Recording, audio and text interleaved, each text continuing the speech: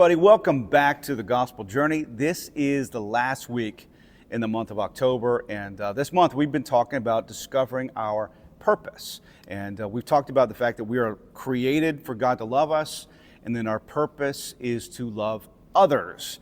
Today I want to talk about who the others are. Who are the others that we're meant to love? The Bible uses the word your neighbor.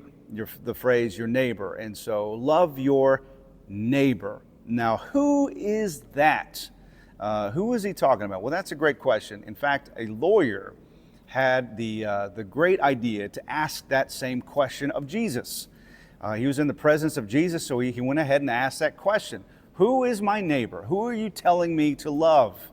And so Jesus, in typical Jesus fashion, starts telling a story. It suddenly becomes story time with Jesus. And so he says, who's your neighbor? Well, let me tell you about this guy who was beaten and left for dead and robbed at the side of a dangerous road. And then these religious folks walked right by him, completely ignoring his existence and the fact that he was in trouble. And then this person comes upon him who should be his sworn enemy. Someone that should have nothing to do with him. He was described as being a Samaritan. And so this is someone that should have no interaction with this person.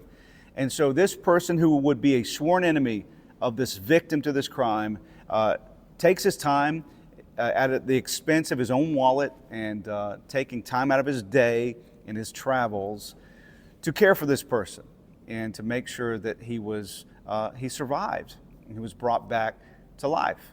This is Jesus describing how his love works. The story goes like this. This man, this Good Samaritan, is moved by compassion. Compassion drove him to act. That's the love of God. His love is drawn to the people who need it. He loves loving people who need his love.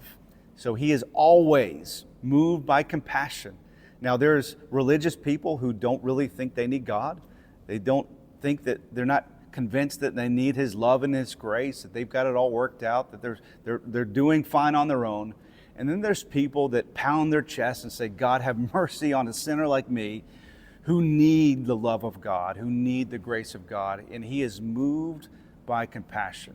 And so what he asks of us is to allow our hearts to be moved by the same thing that his heart is moved by, compassion, to be drawn to the people who need it.